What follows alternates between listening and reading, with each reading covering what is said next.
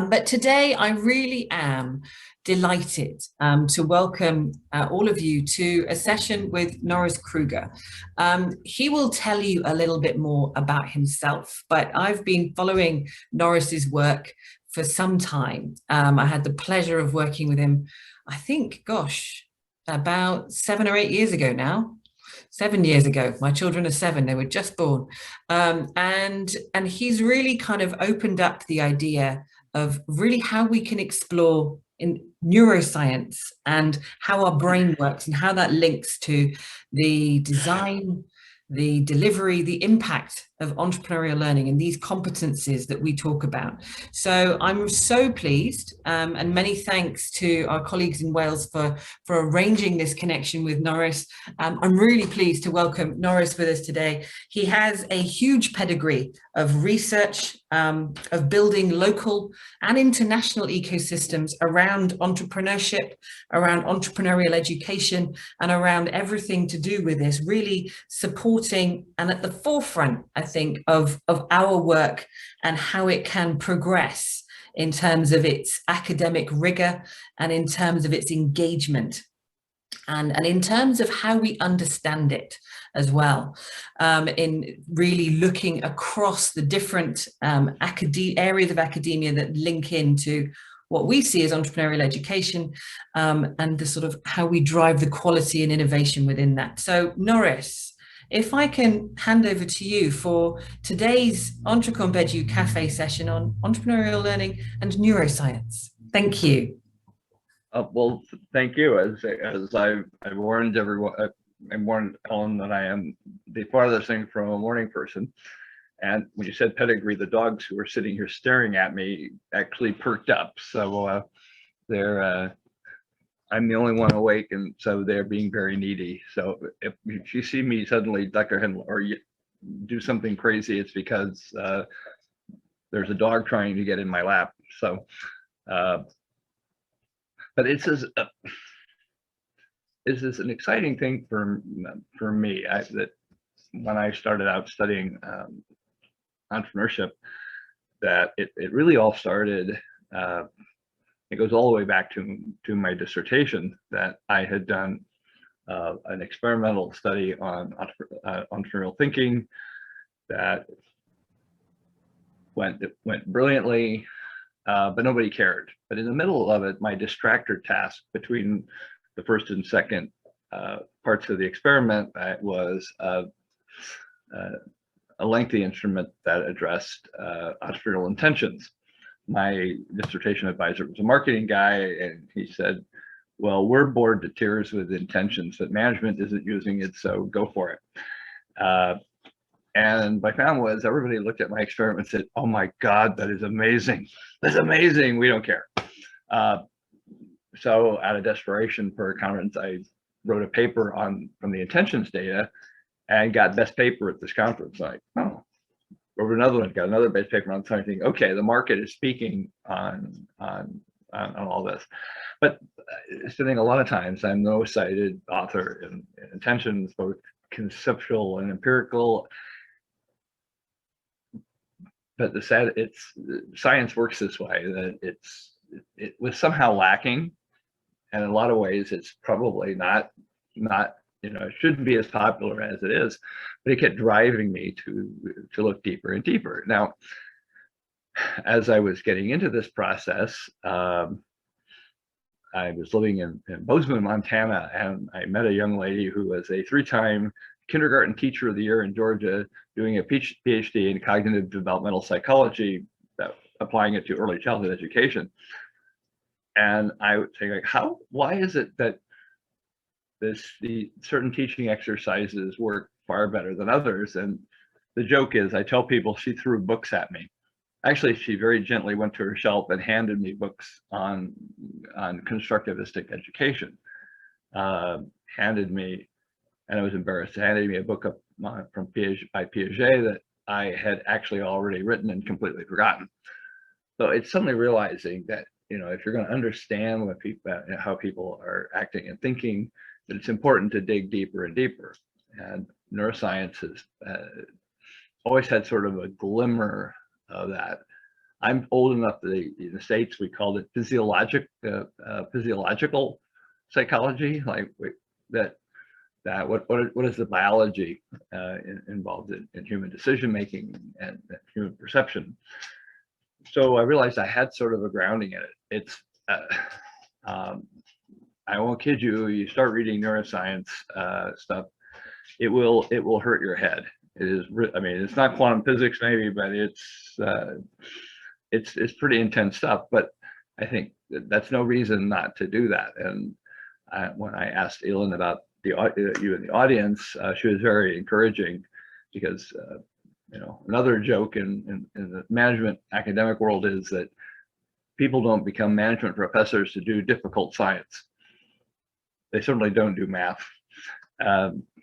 And not a politically correct thing to say, but it's, one way it's been a competitive advantage that I've been willing to inflict this stuff. But the truth is, it's a blast to look at this stuff. So I have an entrepreneur hat, I have a consultant hat, I have a scholar hat, I have an educator hat, and essentially a policy hat around entrepreneurial ecosystems. And having that sort of eclectic background, I think also helps in that. The great news is there are more and more people in the management academic world who are starting to understand what all this is about. And I'm excited to share, some of the things that I've observed over time. I'm sorry to see Andy Peneluna's on the call, so I can't make up anything. I'll have to play it straight. So let me share my screen here. I am not allowed to share my screen. I'm just enabling you now. Apologies, Norris. It's okay. As long, she's my enabler and I'm codependent, I guess, yes. And I just had to fend off the dog attacking, wanting to, the largest dog wanting to leap on top of me. I think he wants to be on camera. So let's see, this should work. Okay. I'm, at the obligatory, can you see my screen? Can you see the whole screen? We can see the whole screen. Okay, good. Can you? It looks like on my screen. It looks like it's cut off at the top. I don't think it is cut off. No. Okay, it's just for me. It's got 6 boxes. They're complete. Yeah. So I can. We have more people showing up. So one of the things is that I've shared this with people, and they sort of still laugh, even if they don't really know anything about human cognition. And almost always, like a day later, they go, "That's actually true." And that funny cartoon is actually true. I said, "Yeah, is that, it's a very basic, it's probably the basic thing in sports psychology."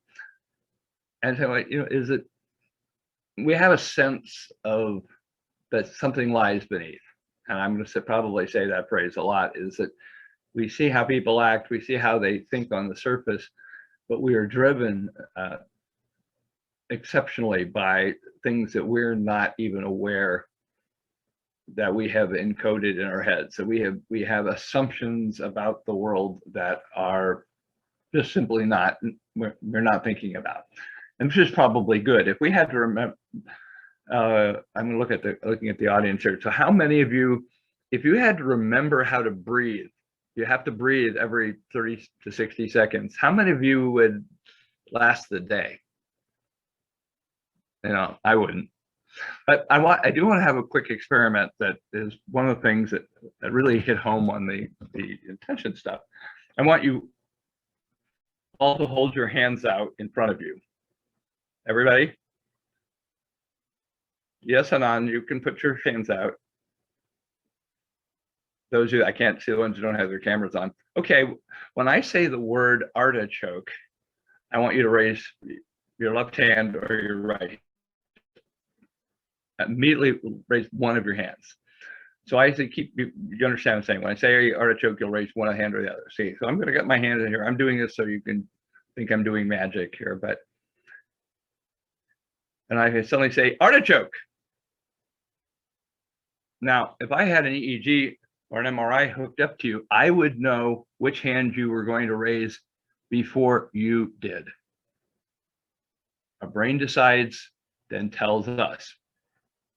Now, I don't think that's a death knell for free will, but it certainly is quite annoying to presenting to a room full of people wanting to know more about intentions. That intentions may not be what we think they are, but these, for whatever reason, that we picked up this stuff. By the way, it's a fun exercise to do to people when you're talking to them, because this is a study that's been replicated many times, and it's, you know, it's kind of fascinating to get this stark reminder of how much of our brain is going on autopilot. I probably shouldn't do this, but you might get the right idea about me. So let me push on here. One of the things is that I would be curious, put in the chat, what do you think is different between these two brain scans?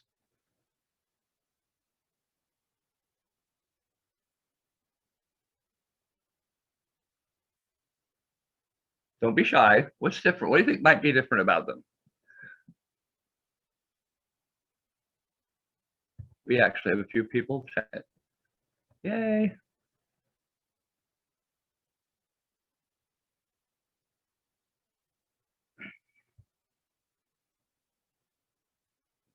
Some interesting ideas. One is asleep. No, that would be your speaker. That the truth is, these are two different settings on the MRI.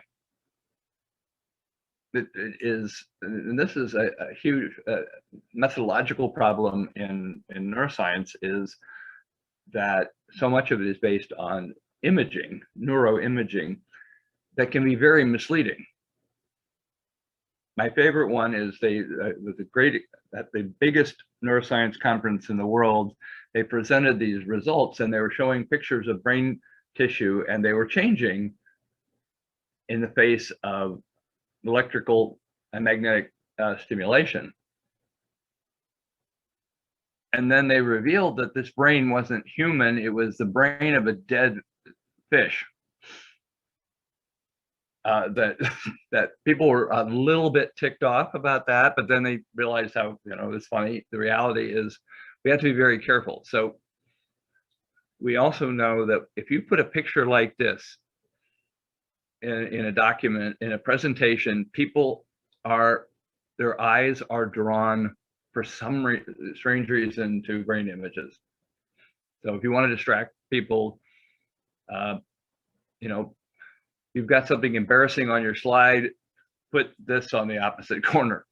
It is fascinating. Another fascinating phenomenon of this that is intriguing. People are really interested in understanding us. They're excited about it. They want to know more. Well, one of the things that drives me forward, and this is why I'm excited to be with this crowd, is when we sit down and reflect on what it is we're trying to do in a classroom, in any kind of educational setting, is this is something that is alien to a lot of business professors. I go, here's a cool exercise, I do something and I assume something's happening. And the reality is we need to be more mindful, more reflective about that. So who are we changing if we're trying to grow entrepreneurial thinking? Is understanding the who about this, the what is this. There have been a zillion papers that have been published about the entrepreneurial mindset, and the number that actually define it is about that much. I'll know it when I see it. But they assume something. I mean, it's clear to the most casual observer that entrepreneurs seem to think differently than others, but they don't have the toolkit, they don't have even the vocabulary to drive deeper. But if we can get a handle on that, and we can draw on neuroscience for that, okay, how do we make that happen? And that really, now we can sort of flip back to the various toolkits that educators have. And that's kind of exciting. And in the future, we're going to be able to link that more closely. The issues that neuroscience can address is that, can we use neuroscience to define entrepreneurial mindset a bit more specifically, which means then we can measure it and then figure out a protocol for that assessment. And there are lots of folks that they think of mindset as sort of a unitary, vague thing.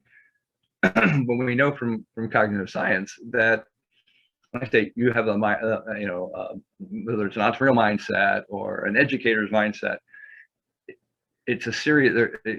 You can think of it as a series of facets. It's a constellation of things in your head, these deep cognitive structures, these schemas, maps, scripts that reflect different facets of the mindset. It's very hard to measure them directly, but we can measure them indirectly. That I would be remiss not to mention Ron Mitchell, who 20 years ago started talking about what would the expert script look like for entrepreneurs, and it was stunning work that was a bit too far ahead of its time, I imagine. But what is it that an expert thinker in a domain, and what do they know differently from non-experts? A good chess player versus a chess master versus a grandmaster. That the chess master usually knows more than the good player. But the chess master also sees the board differently. Sees the opponent differently than a good player, sees the game differently.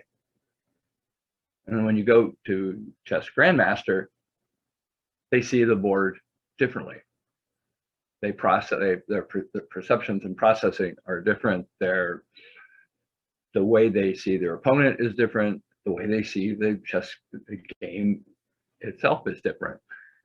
And that's sort of tricky, but I think that's what we're trying. We're looking at the mindset. Really, one of the takeaways I have is kind of moving from how does a novice think toward how an expert thinks.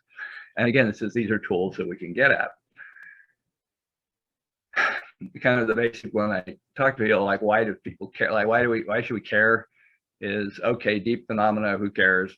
But we know that deep phenomena in our brain tend to happen through transformative learning experiences. Sometimes we're not even conscious of them,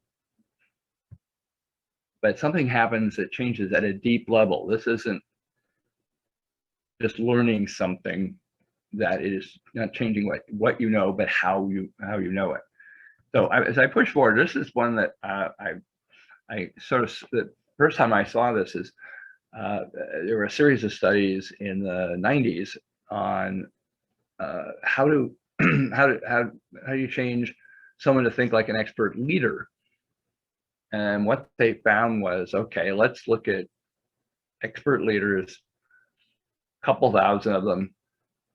Okay, who became a successful leader without being derailed along the way? That they either screwed up or got screwed. And the first thing they found was everybody hit adversity. Everybody had hiccups along the way.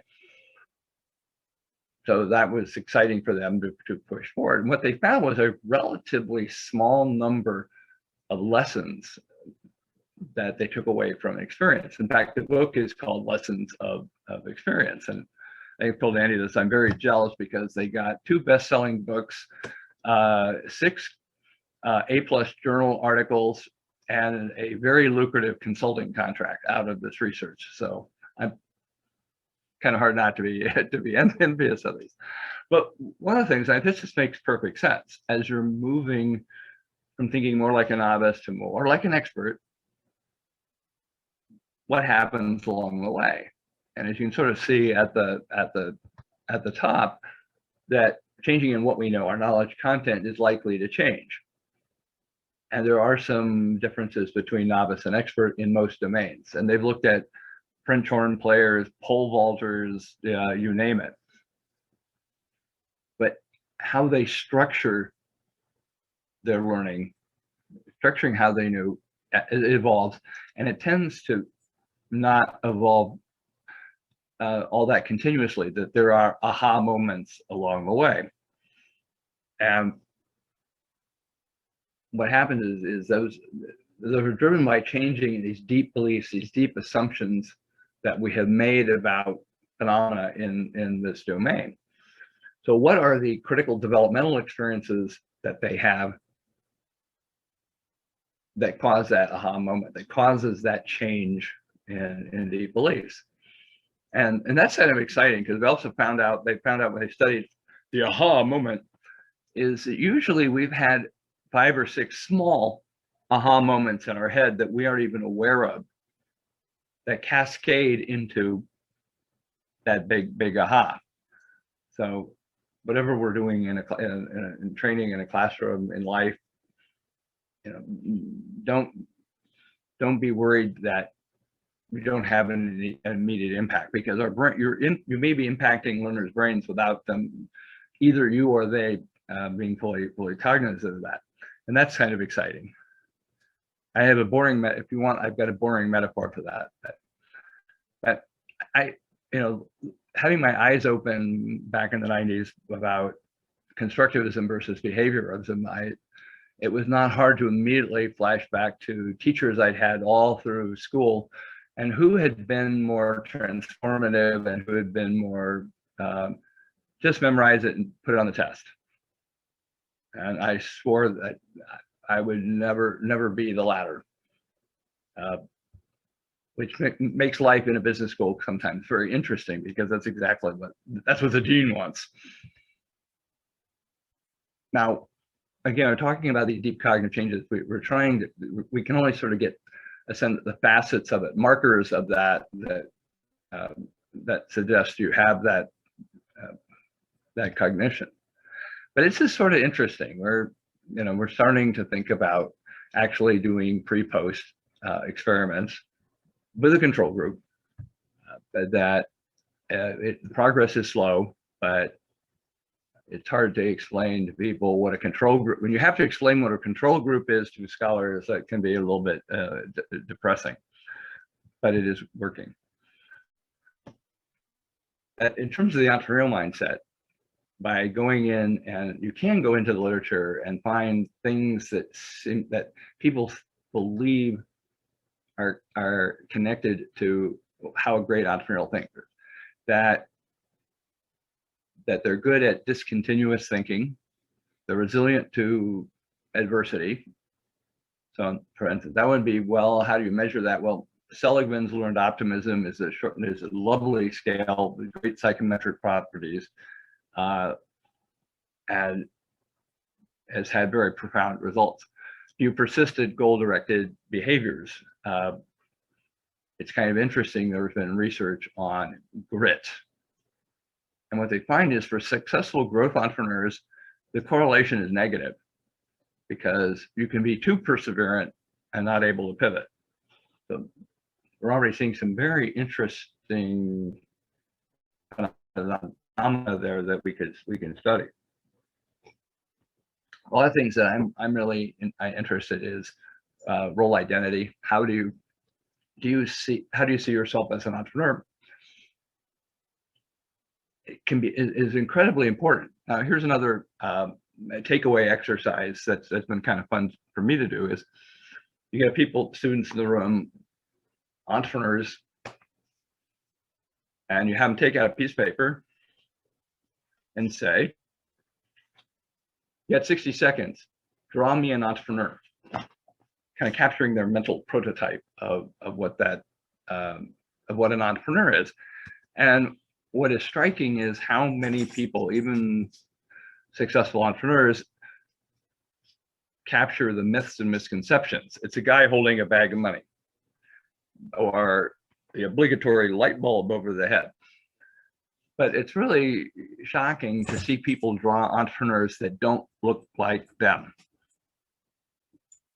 Like you see a bright young woman and she draws a guy as an entrepreneur. You know, there's an immediate talking point. So it backfired once. I was in Sweden and this lovely young woman was drawing a picture of a guy with long hair and a beard. And her friends were actually calling her out on it. And then till she folds it up, and it's a perfect drawing of Richard Branson. It's like she was just showing off her art or drawing skills, but that capturing this is a way to get at this that doesn't involve answering, you know, multiple choice questions on some personality measure. And the story that a friend of mine was doing research with immigrant entrepreneurs who had fled war-torn Syria to Jordan, and these women were starting businesses, necessity businesses, and they weren't literate. They certainly didn't speak English. So my friend asked them, draw an entrepreneur, and they thought it meant draw themselves as an entrepreneur. And the pictures they drove about what they're, you know, these pictures of powerful representations of their, who they saw they were and what their dreams and goals were.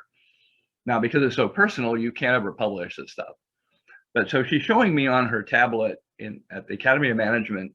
It's noontime in the lobby of the main hotel, hundreds and hundreds of people around.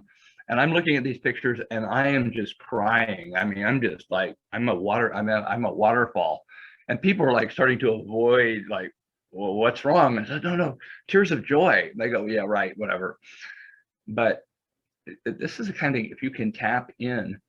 Now, what happens when you have them draw an entrepreneur and then you, let's say, put them through a semester with Andy Panaluna, or with a semester, you know, doing entrecomp stuff?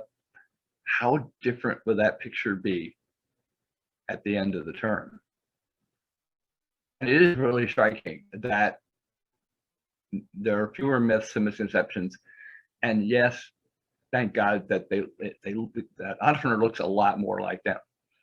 And this is the power of using concepts from cognitive science and neuroscience to get at some very deep but very important things.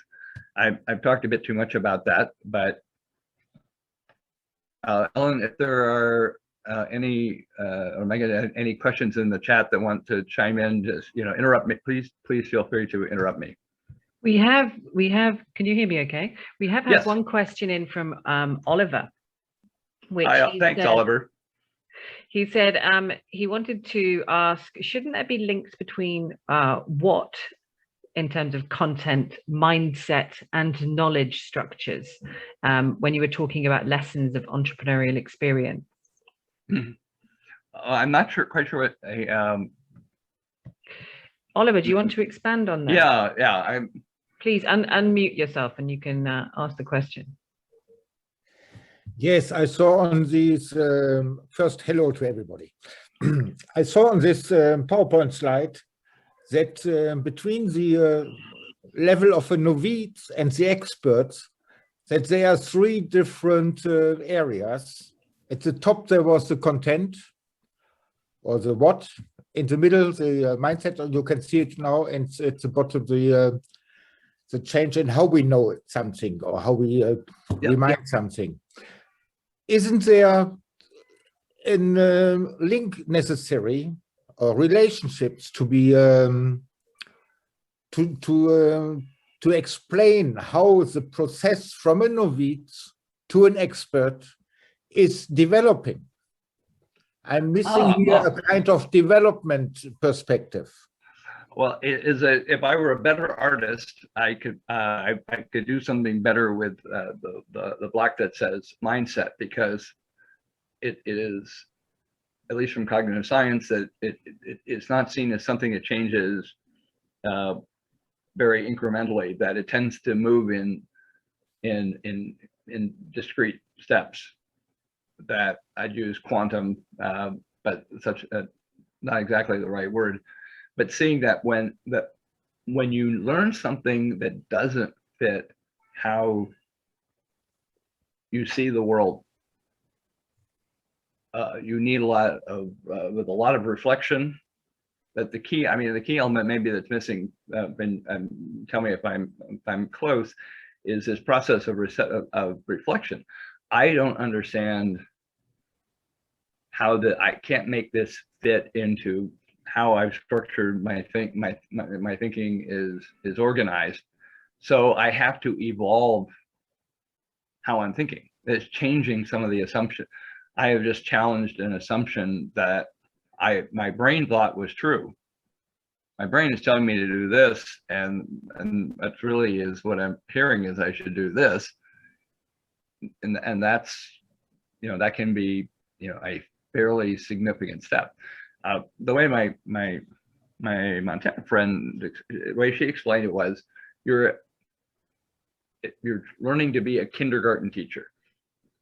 And most people, their only mental prototype of a kindergarten teacher is the kindergarten teacher they had.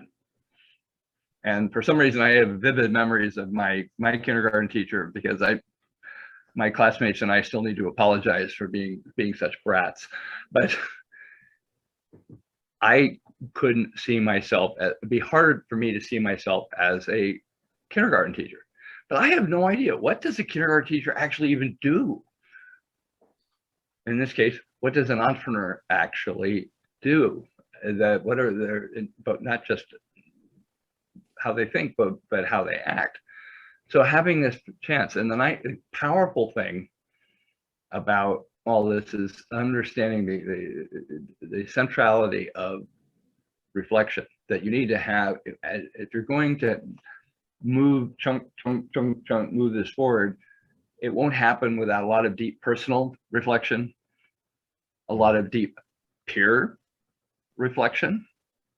I found for school teachers that peer reflection was particularly powerful, and where appropriate, reflection working with a mentor or expert. That's sort of the last step of it. Does this actually make sense? That asking a veteran kindergarten teacher, does this make sense? Am I getting this right at a deep level? Oliver, I don't know if I'm helping you at all, but if I were to redo this, I have to figure out how to put reflection in there. And besides, Andy would beat me savagely if I don't put reflection in there, rather wherever I can. Does that help at all, Oliver? Yes, it's so far fine for me. Thanks. I will by myself investigate a little bit more on this issue. Well, is it this power of reflection, because that's also something people haven't really studied in on the business side of things, but it's a great deal of thought has gone into it on the education side, and also sports psychology has been a very interesting domain for studying entrepreneurs. Design education might be the best place. So go talk to Andy. One other thing that I didn't want to miss out on is that we assume that the mindset of an expert in any domain is pretty much a positive. But if we are changing, we have to be very mindful that we may be changing. For instance, would you be shocked to know that in a pre and post that MBA students score higher at the end on the narcissistic personality inventory? They score higher on Machiavellianism. Not necessarily bad, but a bit concerning.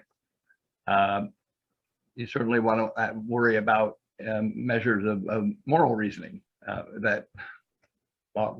what are we doing to people's heads? And this is another insight that really came out of the neuroscience is when you're changing how people think at a very deep level, be very mindful of the unintended consequences. That if you aren't mindful of that, we may not be making the progress we think we are. Plus, you know, in a management audience, it's good because on the narcissistic personality inventory, there is one population the population that has scored the highest on narcissism. College professors. They don't like hearing that for some reason, except for the narcissists who think they're proud of it, of course. You know, they're like, so college professors are more narcissistic than politicians and rock stars. Yeah, but there are a few humble politicians and rock stars. Ha ha ha. But what's sort of interesting is what's been going on in this socialization processes that are driving this deep cognitive change. We have to be very careful. So one of the things that I'm really curious in and like to do more of moving forward is, okay, let's think about exercises that we know are really good, seem to be really good in training entrepreneurs. Okay, it's not likely that a single exercise is going to change every facet of the mind of this expert mindset. What specific facets, you know, does this exercise make you more action oriented? Does this exercise make you more tolerant of ambiguity? Does this exercise make you better able to connect the dots? I recently found an exercise on helping people to be better at connecting dots and understanding the world, and it's out of theater training. That it's an exercise. It's you know, essentially, you know, learning to do improv might help you be an entrepreneur, but we haven't tested that in any sort of rigorous way. In fact, we basically haven't tested it at all. So this new EPIC project that Andy and I worked on might have an opportunity here. So, you know, this is just, and maybe we, instead of taking an existing exercise, is design an exercise. Okay, what could we do to make someone more tolerant of uncertainty? What would that, and how would you know, how would we know we changed it? But is sort of reversing the script here and saying, okay, here's an exercise, what happened? Turn it around and say, okay, I want to make people better at doing X, and figuring out a way to, you know, a way to do that. And that may make it easier to understand existing tools. It's kind of fun to think about. Is we're sort of like mad scientists. We're growing entrepreneurial minds in a laboratory, you know, dressed like Baron Frankenstein. Now, one of the criticisms of all this, or complications, is that there are lots of different kinds of entrepreneurs. Does a hardcore social entrepreneur, is their mindset going, you know, how is that going to differ from someone who is purely an economic entrepreneur? That there are a lot of interesting dynamics that are sort of beyond the scope of what we're talking about here. But again, what is it that we're trying to create that ultimately we'd like to have some sort of, you know, educational, some sort of protocol that would allow us to assess what's going on at this deep level. Now, Ilan asked me to talk about something else that she emailed a copy of to all of you. But before I go push forward on this, are there, Ilan, Megan, are there any other questions? I'm looking at the faces. Everybody's doing the Zoom thing where I have no idea if they're actually awake, but they're like, you know, there are some more questions coming through. There's a couple of questions. Okay, so Andy, Andy from Wales has said, we often say that knowledge harvesting. Well, Andy, do you want to ask the question? Yeah. He's doing the harvesting question. Okay. Are you there? Okay, we've got some, got some audio issues with Andy. Right, so we often say that knowledge harvesting ability is more important than knowledge retention, which requires different types of brain activity. How should this impact on evaluating learner performance? Well, one of the things that my late mentor, Al Shapiro, when he had become chaired professor of entrepreneurship at the Ohio State University, when he had just arrived from the University of Texas, and he got in trouble because he was teaching. One of the things he was teaching was, of all things, sort of business statistics, and so in the class printed up T-shirts with all the important formulas on their shirt, all the stuff they were supposed to memorize. And it's like, well, why do we want people to memorize a formula? And what we want them is to figure out which formula to use when. And I said, oh my God, that's Maxwell's field equations from physics. Very powerful, but it can go very haywire if you're picking the wrong one. So understanding, being able to, if the information is at our fingertips, if you ask me anything, in 5 minutes, I can find it on using my research assistant, Google. Is it, yes, there are things we probably should memorize, like 2 times 2 is 4. It's helpful to do that, but is it really? I mean, is it absolutely necessary? We want people to figure out to know what kind of information. And it really comes down to what are the right questions to ask. And this is one that, speaking of physics, that the first lecturer I ever had in college was Richard Feynman, the Nobel laureate, the smartest guy on the planet. And he was telling you research is not about resources. It's not about skills. It's about having a great bleeping question. That's what moves me forward. And in a domain, how do we help people to ask the right questions?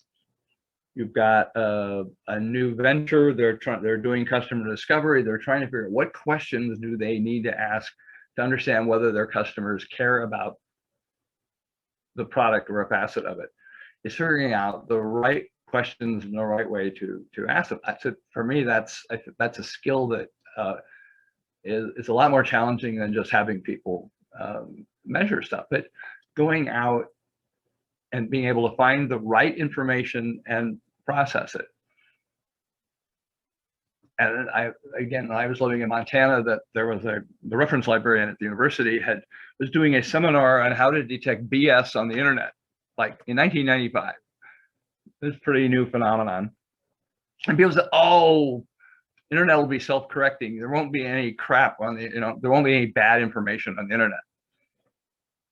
And I'm going to go open my Twitter feed now and see what loons are talking about. By the way, feel free to follow me, follow Andy, follow Elon on Twitter. It really annoys people to have intelligent discussions on Twitter. It feels somehow subversive to have an honorable, useful discussion. I'm not sure I've answered Anthony's question exactly, but he strikes on a point: is what is it you could put on your hard drive, and what is it that needs to be in the more active part of your brain? Is it that we default all too often to learning stuff? Let's memorize a list of stuff. And say, okay, well, when should you have a corporation? When should you have a limited liability company? And I could used to be able to go on and on and on about all the differences. And I said, I'm going to call up my lawyer friend, Brad Frazier. He'll tell me which one I should do, because this is his art form. And one of sort of the hidden secret to this part of this novice harvesting is, before you can, and I can't remember who I'm stealing this from, but before you can connect the dots, you have to collect the dots. That the more people you know, if I want to know anything about design, I'm going to call. I'm a designerly thinking. Sorry. how designers, I'm gonna ask Andy that that all the people I know, everybody I know knows something really important. I could learn a lot more about entrepreneurial skills and entrecomp, but I can just call up Elon. I can call up Margarita. That's important. And I think that's also not just, it is a very human thing, but it's also very much at the heart of entrepreneurship is that connectivity, and which is dynamic and fluid and godly complicated. But just think about, even if you just have a relatively few connections on LinkedIn, how many people are you connected to and they're connected to? We need to do a better job of teaching people how to access that. I think I over-explained that. Sorry. So another, I see the chat blinking. So there any other questions? What's the next question, Ellen? I have another question coming in from Arif, who says, "Thank you, Norris." Maybe Arif, do you want to ask your question, or do you want me to read it out for you? Is Arif got connection?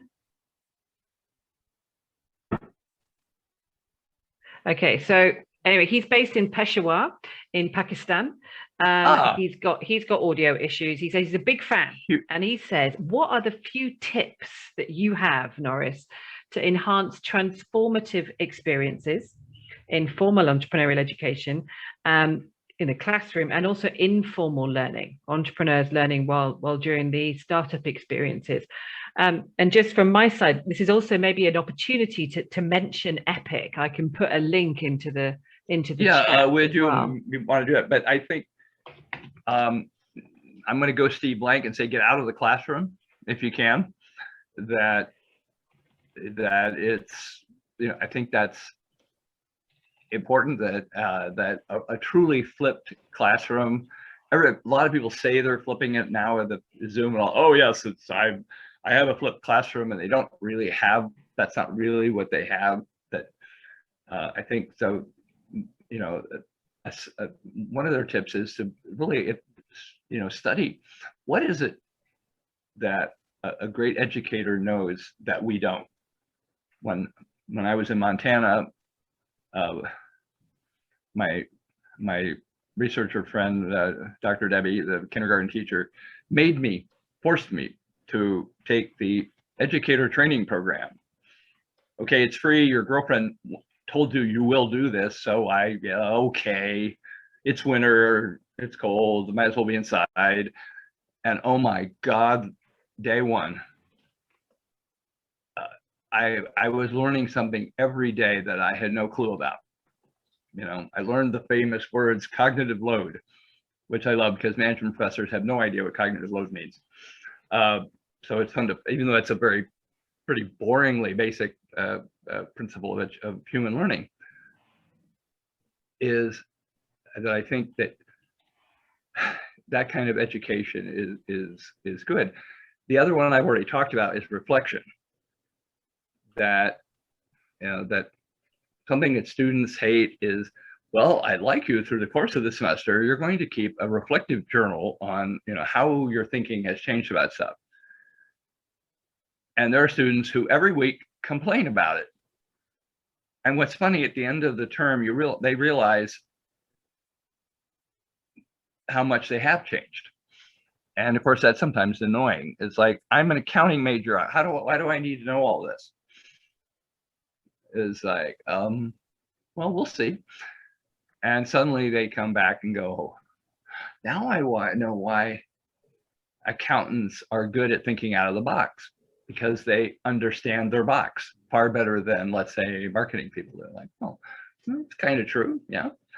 Is this making space for reflection, both personal and peer reflection, is really powerful. So one of the things that you see in things like Harvard Business School and law schools, they always have study groups, where a lot of the education is in small groups. They're comparing notes and essentially teaching others. There's a powerful model called peer instruction. I don't know if any of you have tried this, Okay, you got 10 teams in the class, you got 10 chapters in the text. Okay, not only are the teams helping each other learn each chapter, each team presents one of the chapters of the class. And they're going to find out what is truly important in that chapter. And what the trick that I picked up from a guy named Delorier at Harvard who is a physicist, doing this in physics, is each team develops their own experiential exercise to share with the class. That makes it fun for them. They get to torture their classmates. But it's staggering how bored students who just want to finish the class and graduate, suddenly get really engaged, not just in the material, but in this whole learning process. So there are lots of that's maybe a bridge too far for a lot of folks, but I'd say any chance you get, read this. If you're interested in being an entrepreneurship educator, one place to start, Colin Jones came out with a book last year on, how to teach entrepreneurship. People thought that was a little cheeky, but it's chock full of very basic, the basic science of education theory and practice. And if there's only one thing you can do is reflect, and help them to process this. It is amazing what will unfold before your very eyes, even in the course of a couple of weeks. So did that help you, Eric? You just wait. Yeah, I think there's a few more comments, kind of a bit of a discussion going on in the chat now. Oh, excellent. Yeah, no, it's all good. It's all good. So Margarita suggested using a reflective journal to really try and open up that reflection process, either individual or even peer-to-peer. Do you have any thoughts, any experiences on using reflective journals? Well, I just talked about using them in what I was doing is doing this in the business capstone class, sort of turning it into an entrepreneurship class, because in grad school, they turned the entrepreneurship class into a capstone class, which was, for complicated, bizarre reasons, it turned out to be absolutely brilliant. But getting the students to do the journal is hard, because you can't bully them too much, or it can defeat the they want to write what they think you want to hear as opposed to what's really valuable. But there have been places like, first time I saw this at the University of Twente in the Netherlands, they had a very high level accelerator, and part of the price of admission was keeping a journal that they would update every couple times a week. And everyone, the first couple of weeks, telling us what we want to hear. And then all of a sudden it starts changing, and you start seeing, and then you start seeing the aha moments. And Gabi Kafka and others have been using that data, and it's been some powerful insights. But yeah, the reflective journal is a great idea. Simply making a space for it is, in the class. There are lots of other tools to get sort of the immediate feedback.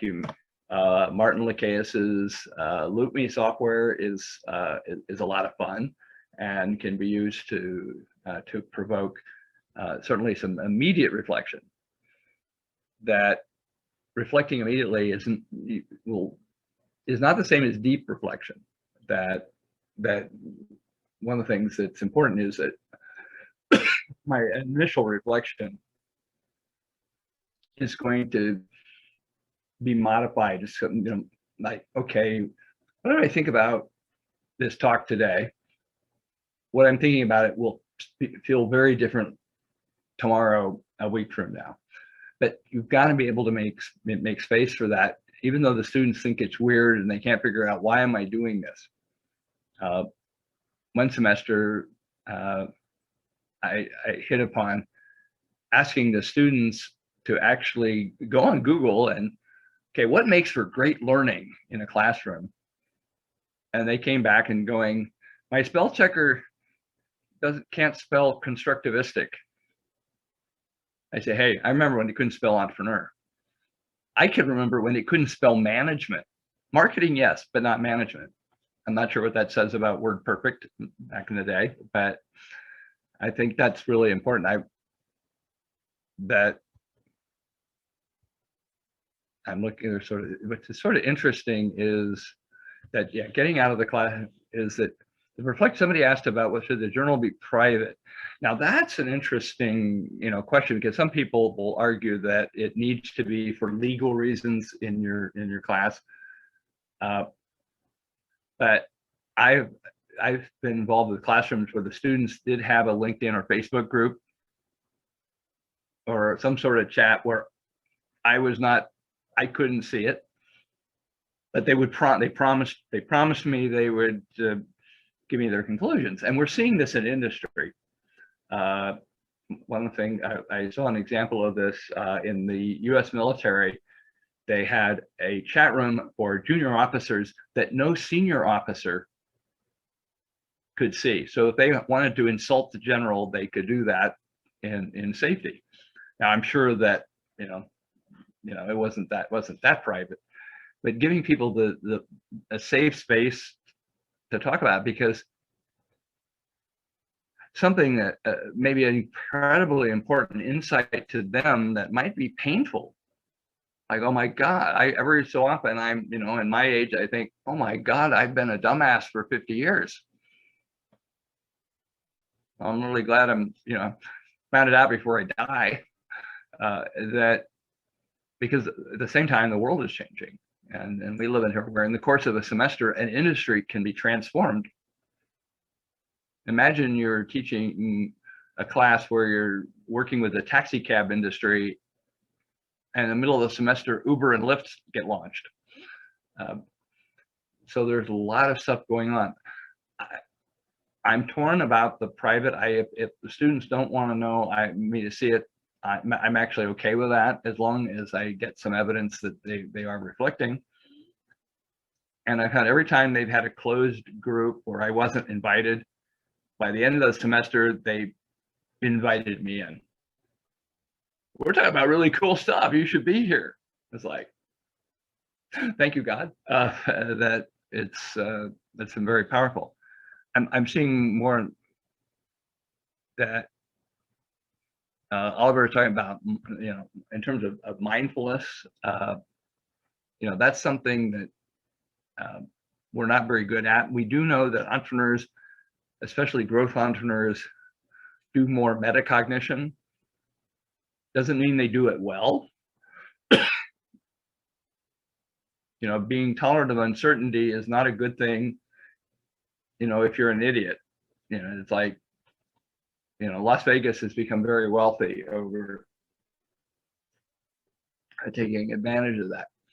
But think about what would be something you could do with learners, whether it was one-on-one or a classroom or an informal exercise. How do you help people to be more metacognitive, to be more mindful about all of this? And part of it is that the students understand that reflection is a really important part of human learning. They realize that it's that valuable, that certainly gives them permission to do that, and the ability for them to question assumptions. That when you ask people to attack their most cherished assumption, what is it, the one thing in the world is absolutely positively true? Okay, try to disprove that. But isn't that exactly what you're doing in customer discovery when you're running A/B experiments on your prototype, on your MVP? And I think that's really powerful stuff. The chat is really. There's lots of things coming through the chat. That podcasting, it's easy. Sometimes it's harder to reflect when people are watching you. that sometimes it's easier when you think they're not. When going through psychotherapy, they typically do not face they don't see the face of their therapist. But that's not always true. That the students are comfortable with it, you know, maybe what we need to do is to have them share their reflections in a funny, funky TikTok video. You can sing and dance their observations. And for those of you who don't know that, there's actually an international competition. You have 3 minutes to dance your PhD thesis.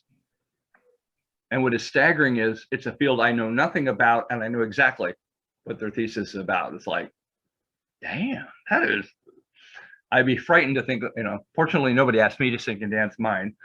So the world was saved a little bit there, but I like a lot of this is,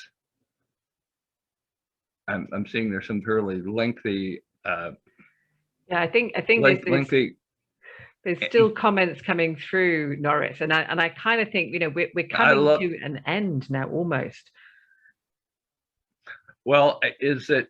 I would say, I think I keep this trying to. I'm seeing a last comment that Oliver was talking about, you know, are entrepreneurs crazy? That there are people who have claimed that entrepreneurs have higher testosterone levels. They have a higher incidence of ADD.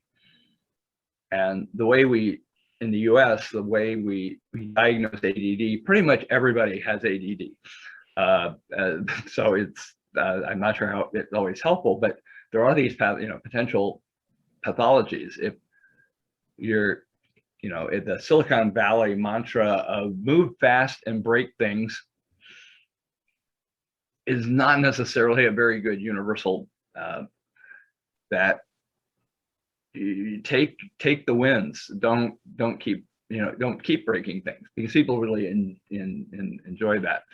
But there's a lot to be said that there are a lot of great entrepreneurs who are clinically depressed, and entrepreneurship has really been their therapy in a lot of ways. That, you know, that entrepreneurship can be a voyage of personal discovery. And that's, you know, that's another way to, I think, to engage them.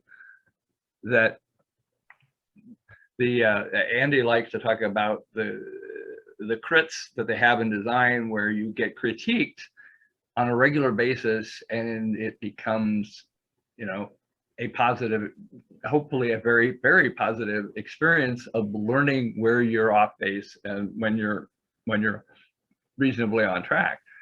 This is something that we ask entrepreneurs to do when they're designing their businesses and testing, like with customer discovery, but it's hard for them to get comfortable to tell them that the last time I did customer discovery for a venture I was involved in, I found the perfect customer. I knew the perfect customer. And they were, except they didn't want to pay for it. Oops. The customer group that was skeptical, almost hostile, would pay for it. And it's just, it not only did, you know, it discombobulated me for a bit. My partners threw up their hands and walked away because their cherished view of they wanted to do this product, but they wanted to sell to the right people. It's like, no. And that, you know, maybe there's a psychopathology there. But this notion of design, you know, being able to critique. It's like everybody does these new venture pitches. Okay, you got 2 minutes, 5 minutes, 10 minutes. And I'm involved with a group, and we do critiques of them. But what we've learned is to say stop. You know, instead of waiting to the end, stop. Okay, here's the moment, intervene. Maybe you could say it this way. Maybe you could spell your own name correctly on the slide. That whatever it is, that this ability to make it a design process rather than an optimization. You know, coming all the way back to my mentor Al Shapiro, he said, you know, as an engineer, this is not about the optimal solution. It's finding finding something that works, and going from there. Anyway, I'm trying to, I'm having a little trouble scrolling this. This has been, but this whole notion of learning from mistakes is something that humans aren't very good at. But I would caution that there's one area that we're even worse. Humans are even worse at learning from success. That something wonderful happens. You know, like, okay, hey, this talk to Entrecomp was amazing, I must be a god. No, I just have a great audience, is the reality. So is it that, again, this comes back to the reflection by yourself, with your peers, and with experts.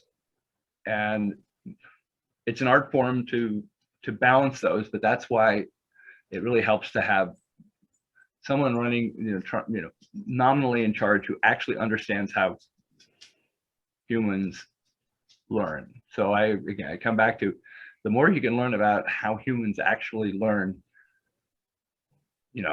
can talk neuroscience all day long, but it really comes down to that. I think that's it, is understanding how people learn and supporting that. And I think this is where we bring in the manifesto that you have written, that I've shared with all of the participants in here. And if you want to take a look, I'm getting joined by my children now. Here we go. They've just finished school. Hello, guys. So I think the manifesto is also a great insight into, how can we, as educators, as education institutions, as people involved in lifelong learning, really deliver great entrepreneurial education, entrepreneurial learning to our pupils and students? And that manifesto is a great sort of step forward from this. I'm conscious that we're going to probably need to stop, but I think we could probably carry on for some time. I would, is that what I'd ask the audience is, is to look at this. This manifesto keeps evolving. This latest version, the word manifesto, I took the word manifesto out because people thought that was pretentious.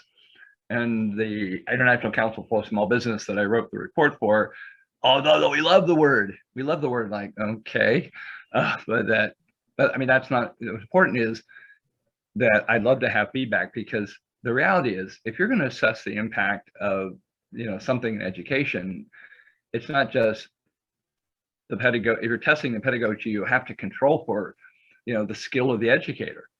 A great educator can take a mediocre pedagogy and do wondrous things with it, where an idiot can screw up the best experiential exercise.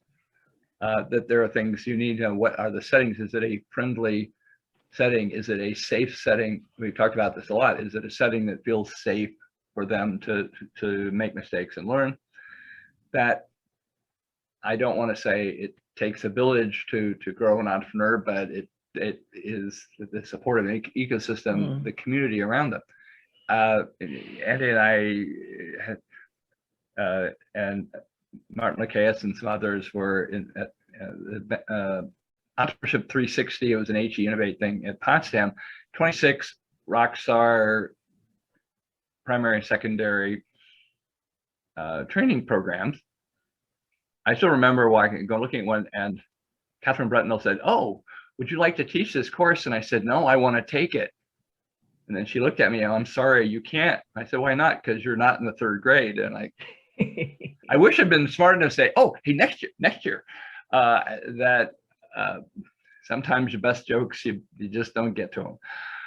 But it was powerful. It's the things that they all had in common, and one of them was, having that educator. But the other thing, you've got 1st, 2nd, 3rd graders engaging the business community, the entrepreneurial community, very proactively. Most people don't realize that if a cute 2nd grader walks up and wants to talk to you about business, they're going to talk to them. How do you say no to a cute 3rd grader? Andy sent a picture. I guess that student was in Wales. He's like in preschool and he's running a business. Holy crap. I was like, I feel so inadequate. The other 2 points. One is, most of the research on the impact of entrepreneurship education is being done by people who have not studied any of this science and practice of education either. The good news is they all say their outcome variable is entrepreneurial intention, so I get 3 or 4 more citations each time. Great. I look good on Google Scholar. But no, that's not the right outcome to look at. But getting better research to understand, and to get the way to motivate that is to sort of the hardcore, let's do some serious assessment? What if we could get dozens of programs to do, take like the Epic tool, which I didn't really have time to talk. I probably should have talked about some. But how do they change in what they know, what their skills are, what the mindset is, what their behaviors are, pre and post versus a control group, and start doing some of this, deeper dives, what different kinds of, we know that experiential versus behavioristic learning generates differential outcomes. At least it did in Denmark and did in Latvia. That and they would be not at all surprising. So there was a beginning hint is that the skill of the educator was critically important in the process, and that's something we should keep in mind. Anyway, I want to do is that since Andy's here, every year he sends me this slide. So these will be in the I will send you in the deck, and you'll have this. But in case you want to go back all the way back to neuroscience, is human memory is a lot more complicated than we think, but it's highly functional. It's a very adaptive process. And ta-da, reflection. And by the way, and here's this one. This is a functional MRI picture of someone having an aha moment that they didn't even know they were having. It was like, oh, yeah, okay. And reality was their brain went kaboom. So, as educators, knowing that you may have these moments going on, and it may take a while for you to get to the point where oh yeah, dude, that is so cool. And the reality is that, the brains are moving forward. So if you're doing the right things the right way, that's, humans, billions of people are getting educated, no matter how bad the situation is, that the human brain is born to learn. We were designed to learn. And that's, if there's one thing to take away from neuroscience, besides the left-hand, right-hand thing, it's important that we are changing people often at a deep level. But what are we changing? If we give them quizzes and exams and boring lectures, we may be changing them in ways that are not terribly adaptive to our modern world. In fact, probably weren't adaptive to hunter and gatherers either. So if you have any questions, any insights, if you want to tell me where I'm full of crap on the manifesto, please do. Please do.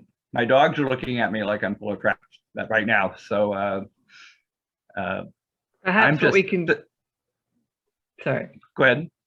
No, I'd say perhaps what we can do is, I know that most people can find you on Twitter, Norris Krueger, and also you underscore thinking.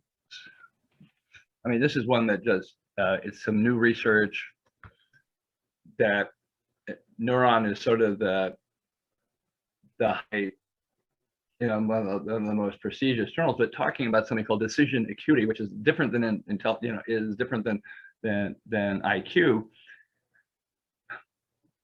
But what they found is that the better people are at making decisions, making good decisions quickly, really is a function of how well interconnected your brains are. It also is inversely related to psychopathology, which is maybe less important.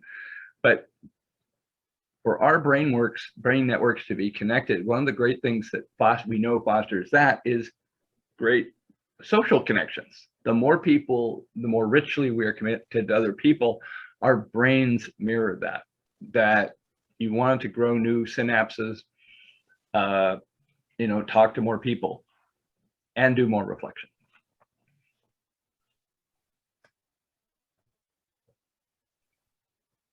Stop me before I talk more. Yeah, this is very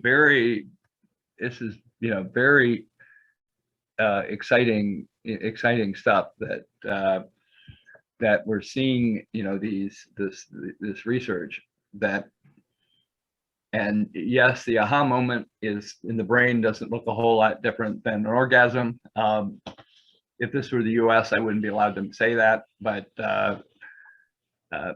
without prior approval from the university's lawyers. But can you understand why I'm so excited about this? That, once we start digging a little bit deeper, and it suddenly, if only because the stuff that we're really good at, that we have the most impact on students, as the economist joke goes, it not only works in practice, it works in theory. And one thing that's definitely of practice is I am so honored to get to chat with you guys. Absolutely. And thank you for your questions, and send them on. Thank you so much, Norris. We'll stop there.